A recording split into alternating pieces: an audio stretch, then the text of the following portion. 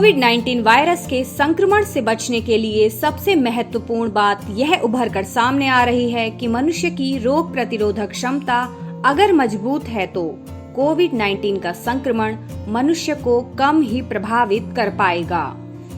दूसरी ओर इस बात की चर्चा भी खूब हो रही है कि भारत के निवासियों का इम्यून सिस्टम अन्य देशों के नागरिकों के मुकाबले अधिक मजबूत है। इसका कारण है भारत की परंपरागत आहार शैली और आयुर्वेद का ज्ञान, जो हमें हमारे ऋषि मुनियों से विरासत में मिला है। ये वो भारत है जहाँ का आहार, चिकित्सा विज्ञान, संस्कृति, धर्म ज्ञान और अध्यात्म सनातन सभ्यता के संस्कार रूपी धरोहर हैं। हमारी सभ्यता में शाकाहार भोजन को अधिक वरीयता दी गई है, क्योंकि मांसाहार की तुलना में ये अधिक पौष्टिक और फायदेमंद होता है।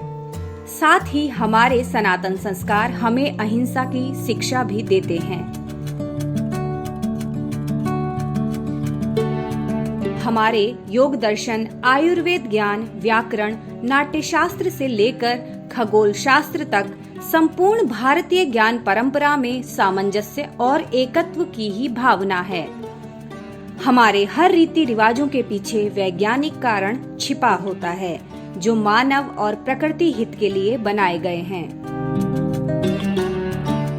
भारतीय ज्ञान परंपरा में कोई भी लौकिक या अलौकिक विषय अछूता नहीं है। यह वेदों से ही स्पष्ट देखा जा सकता है। सामान्य दैनिक जीवन की गतिविधियां, भोजन से लेकर आभूषण, रसायन से लेकर अस्त्र शस्त्र और पारिवारिक संबंध एवं राजकीय दायित्वों तक सब कुछ ज्ञान चिंतन के घेरे में रहा है।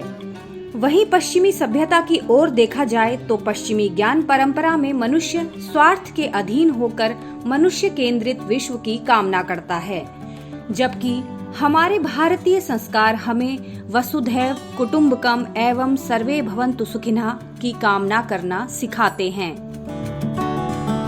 लेकिन आज हम अपनी सभ्यता और अपने ऋषियों द्वारा दिए ज्ञान को भूलते जा रहे हैं।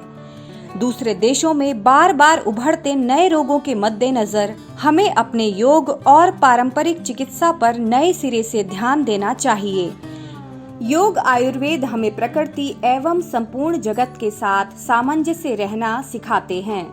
भौतिक उपलब्धियों के बदले सात्विक जीवन, यम नियम, स्थिर चित्त, इंद्रियों के सदुपयोग एवं आत्मानुभूति पर अधिक बल देते हैं।